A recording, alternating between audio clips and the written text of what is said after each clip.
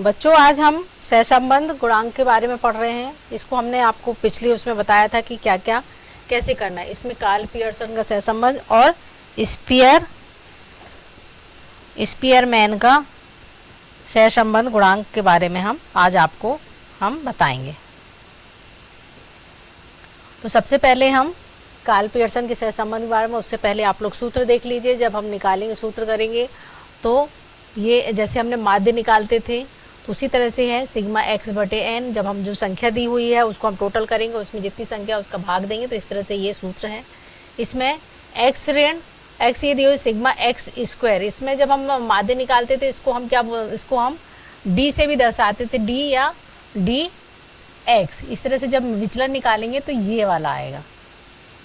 तो इस तरह से हम देखेंगे कि ये सिग्मा एक्स और सिग्मा वाई, इसमें दो कॉलम दिए रहेंगे, जिसको कि हमको क्या करना है, दोनों का संबंध उसको स्पष्ट करना है।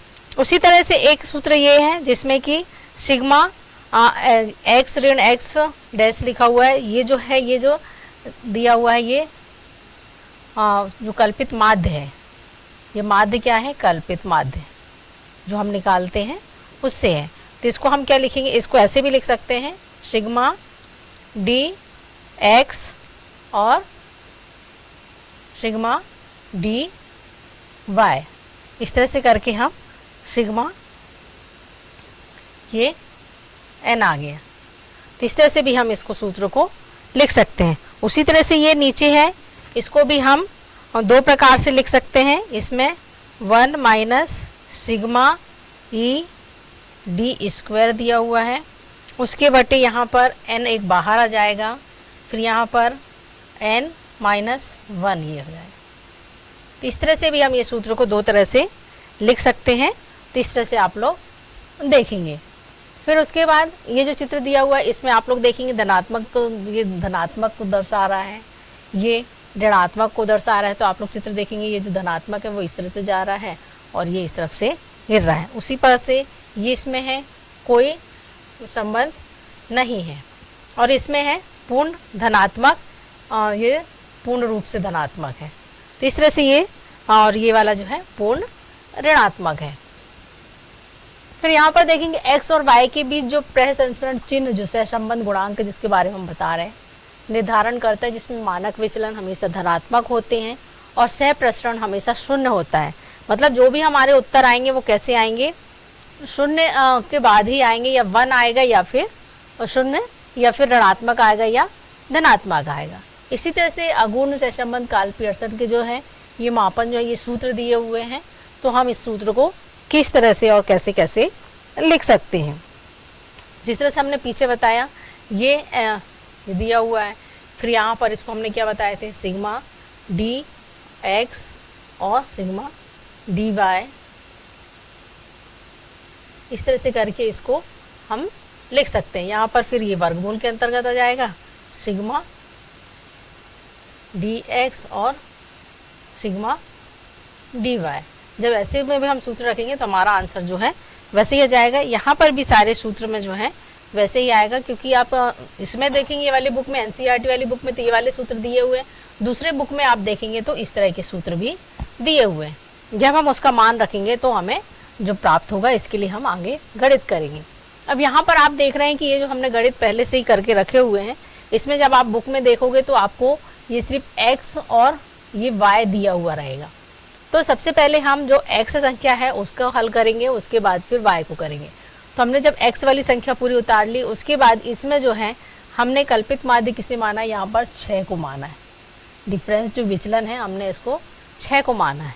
तो 6 कैसे आया, तो उसको भी जब हमने गुणा किया है, भाग दिया, तो इसमें सबसे पहले हमने बीच में 1 2 3 4 5 6 7 है, तो यहाँ बीच में है। तो इस तरह से हमने इसको माना। तो इससे क्या हुआ, इससे इसको घटाते चले गए तो ये संख्या मिल गई, जैसे हमने माध्य में करते थे या माध्यिका में करते थे जब लघु रीति करते थे। तो उसी तरह से फिर यहाँ पर डी एक्स स्क्वायर, तो 6 छंग 36, 4 चौको 16, 2 दूनी 4, 2 दूनी 4। इस तरह से हमको उसको क्या कर दिया, उस संख्या को डबल कर दिए। और यहाँ पर जब हमने टोटल किया तो ये हमको क्या मिल गया, सिग्मा डी एक्स स्क्वायर प्राप्त हो गया। फिर यहाँ पर उसी तरह से हम y का करेंगे, y में भी वैसे ही करेंगे। एक हमने यहाँ पर जब भाग दिया तो हमें जो संख्या प्राप्त, जो संख्या 7 है, तो 7 को हमने क्या किया, सबसे छोटी संख्या कौन सी है यहाँ पर, 7 है। और मतलब जब हम सीरियल से जमाएंगे बढ़ते क्रम में 6, 4, 6, 7, 8, 10, तो इस तरह जब हम बढ़ते क्रम में उसको देखेंगे तो हमारी संख्या कौन सी आएगी, 7 आएगी, बीच की संख्या।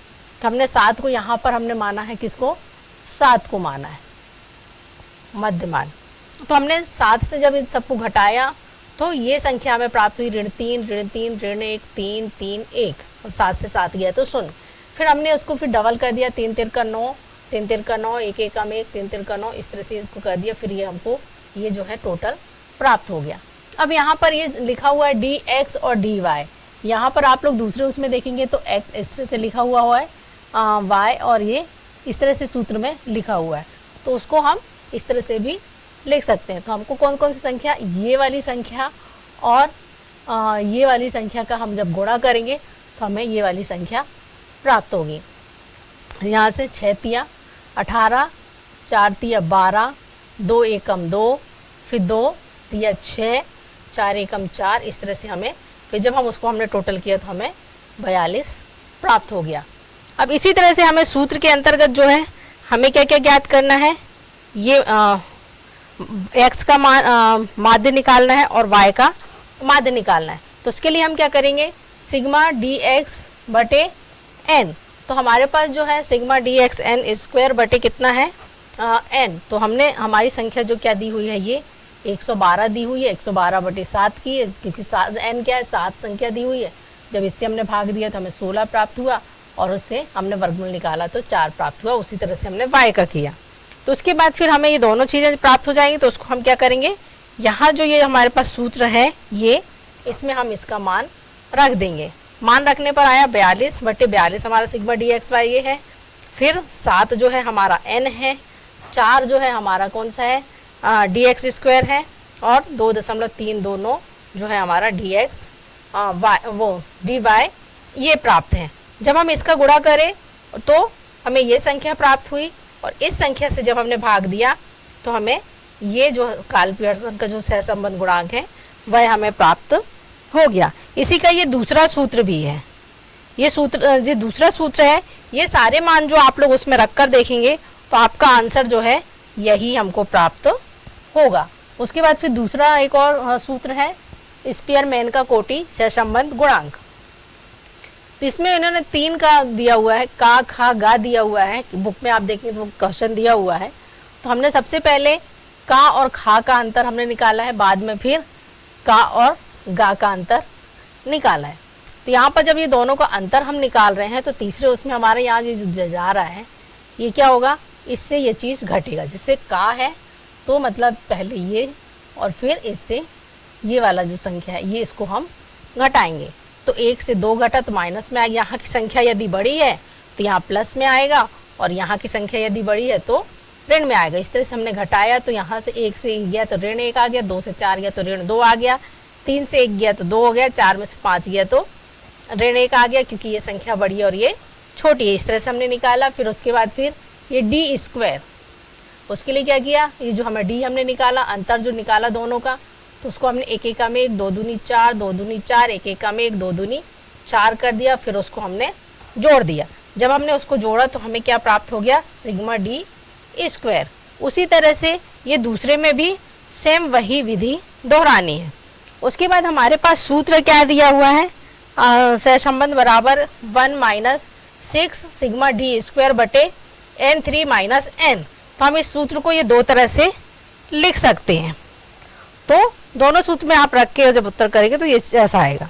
फिर हमने जब मान रखा 1 ऋण 6 × 14 बटे 5 5 की घात 3 ऋण 5। जब हमने इसका गुणा किया तो हमको गुणा करने और घटाने पर हमें 120 प्राप्त हुआ। तो 84 बटे 120 यहाँ पर एक ये ऋण लिखा हुआ है। फिर जब हमने 84 में 120 का जब हमने भाग दिया तो हमें कितना प्राप्त हुआ, 0.7। जब 0.7 प्राप्त हुआ तो हमने 1 से जो है 0.7 को घटाया तो हमारा उत्तर जो है ये प्राप्त हो गया। इस तरह से ये सहसंबंध गुणांक को हम इस तरह से करते हैं। आप बार बार जब ये वीडियो को देखेंगे या करेंगे, बार बार करेंगे, प्रैक्टिस करेंगे तो आपको ये समझ में आएगा इसके बाद आपको गृह कार्य भी दिए हुए हैं। ये जो है आप लोगों के गृह कार्य हैं और ये जो गणित जो है आपको दोनों ही विधि से करना पड़ेगा, कार्ल पियर्सन के और स्पीयरमैन के सहसंबंध गुणांक से आप लोगों को करना है। ये उत्तर भी दिए हुए हैं, जब आप लोग करेंगे आप लोग को उत्तर आएंगे, दोनों ही सूत्र से आप करेंगे तो आपके आंसर वही प्राप्त होंगे।